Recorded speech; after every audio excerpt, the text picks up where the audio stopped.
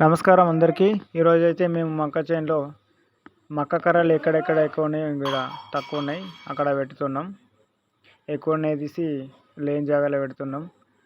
ఇక్కడ ఇట్లా వీక్కుంటున్నాం మొత్తం ఒత్తున్న దగ్గర. ఎక్కడెక్కడ రెండు జాయింట్గా కానీ ఒత్తుగా దగ్గర ఎక్కడ ఉన్నాయో అవి మొత్తం రిమూవ్ చేస్తున్నాం.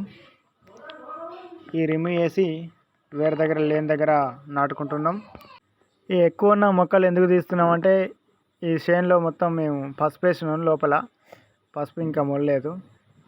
ఈ ఒత్తు కర్రలు ఉండడం వల్ల మనకు పసుపు పెరిగిన తర్వాత పసుపు అనేది దిగుబడి తక్కువ వస్తుంది. ఈ కర్రలు ఎక్కువ దగ్గర ఉండడం వల్ల అందుకోసం కూడా వీకుతున్నాం. మనకు కొన్ని జాగాలలో మొలచుడు కూడా బరాబర్ మొలలేదు. అక్కడ తీసి ఇక్కడ పెడితే ఈక్వల్ అయిద్దని తీస్తున్నాం. మొక్కలు నాటేటప్పుడు కొంచెం భూమి పదును ఉండాలి. నెక్స్ట్ మంచి గట్టిగా ఒత్తుకోవాలి, ఎందుకంటే ఎయిర్ అనేది పట్టుకుంటుంది. మీద పెట్టినట్టయితే మొక్క అనేది చనిపోవడం జరుగుతుంది. చాలా జాగ్రత్తగా పెట్టకపోతే మొక్కలు నాటుకోవు. ఇవి వేరే చెట్ల లెక్క ఉండదు, బాగా స్మూత్గా ఉంటాయి కాబట్టి తొందరనే చనిపోవడం జరుగుతుంది. ఇంకోటి, వాతావరణం కూడా మనం పెట్టిన తర్వాత 2-3 రోజులకు ఇట్లా చల్లగా ఉండాలి, చినుకులు పడుతూ ఉండాలి.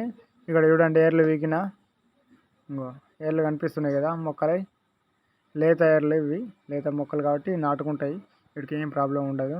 కాకపోతే వర్షం అనేది టయానికి కొట్టాలి, రోజు టాప్ కింద పడాలి. ఈ కట్టెతోటి ఇట్లా రంధ్రం చేసుకుంటా అందులో పెట్టేస్తున్నాం. ఇంకో ఖాళీ ఉన్న జాగాలల్లా ఇట్లా కట్టెతోటి చేస్తున్నా. ఇప్పుడు నేను యూజ్ చేస్తున్న కట్టె పేరు పాదు కట్టె అంటారు, ఎందుకంటే ఇది మిరప చెట్లు వేయడానికి ఎక్కువ ఉపయోగిస్తారు. సబ్స్క్రైబ్.